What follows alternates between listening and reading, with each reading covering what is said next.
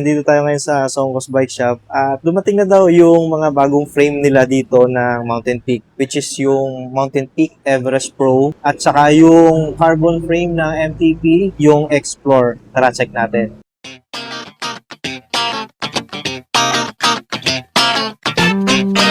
At ito guys, hawak ko na yung pinakabagong Mountain Peak Everest. Ito yung 2026 model nila, which is itong model na to is fully internal na siya. Wala ka na makikita on both side na butas for cables. Lahat ng mga kable for brakes and RD sa loob na. Itong hawak ko guys is 29er. 12x142 yung axle, threaded yung bottom bracket niya guys. Dito kilala si MTP yung mga ganitong smooth weld. Sobrang ganda pa din ng frame nila guys. Tapos ito napansin ko din, nakakatuwa to. Kasi linagyan na nila ng ganito para hindi ka mahirapan magpasok ng cable sa loob ng frame. May guide na siya sa loob. Isa pa din yung lagayan ng water bottle niya.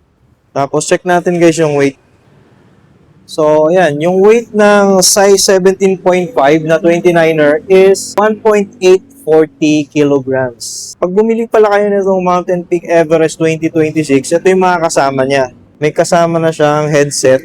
Itong headset na to guys, mapapansin nyo, yung cover niya may butas. So, dito mo ipapasok yung cables for brakes and RD. Ang mangyayari niya ganito. May butas dito, tapos may lulusot mo na yung kable. Wala nang butas sa bawat gilid. And may kasama na din siyang seat clamp. May kasama na din siyang chainstay protector. Hindi ka na din bibili. At napakaganda ng chainstay protector guys. Oh. Sobrang solid. Itong hawak ko na frame guys, sobrang simple lang. Oh. Matte black lang siya. Tapos yung decals niya is gold. Tapos other color, ito pakita ko yung ibang kulay. Ito yung nagustuhan ko sa ibang kulay niya. Kulay blue siya. Tapos pag natatamaan ng liwanag, nagiging parang purple. Tapos yung decals niya is silver. Tapos size 16.5. Tingnan naman natin kung anong weight nitong 16.5. Mas magaan to ng konti. 1.830 kilograms yung weight niya.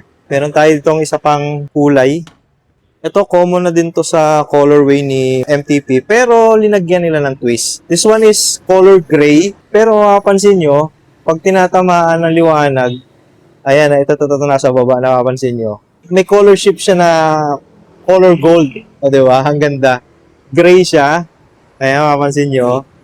Pag tinamaan ng liwanag, ayan, medyo parang gold. Aside sa Mountain Peak Everest Pro 2026, may singit ko na din guys, meron na din sila ditong MTP Explore, which is yung carbon frame ng MTP. Ito, pakita ko sa inyo. Ito guys, oh. Grabe, tingnan nyo Ito yung daliri ko Igaganyan ko lang siya, Sobrang ang gaan niya. Parang wala kang hawak. Parang papel lang. Ito naman, hindi pa siya fully internal. Ayan, makapansin nyo, meron pa siya dito mga grommets sa bawat gilid. Which is dito mo ipapasok yung mga cables ng brakes and RD. Press fit na siya. Kasama siyang bottom bracket. Through axle na din siya. Ang pinagkaiba lang nito sa mga pinakita ko, this one is carbon. So check natin yung yung weight nito. Ayan, yung weight niya is 1.470 kilograms. So, di ba? Ang laki nung ginamp na gaan nito compared to sa mga aluminum nila. Pero sa 1.8 sa aluminum guys, magaan na yan. Kasi yung mga lumalabas ngayon ng mga frame is around 2.2 kilograms pataas yung mga frame na lumalabas ngayon. But yung Mountain Peak Everest Pro, sobrang gaan niya is 1.8 lang. So, kung gusto niyo mag-carbon, ito, meron na silang Explore dito na MTP. Yung price pala nito is 12,500 lang. Napakamura, di ba? Tapos, ito namang Mountain Peak Everest Pro 2026 is 8,600. So, yun guys, yung mga Mountain Peak frame na available dito sa Songkos Bike Shop. If you're interested, nandyan sa description natin yung link ng Facebook page nila. O kaya, you may visit their store along Marcos Alvarez lang to, in front of Robinson Easy Mart. O kaya, search nyo sila sa Waze, madali naman makikita, it's Songkos Bike Shop. Kita tayo guys sa next video. Ride safe sa inyo and God bless.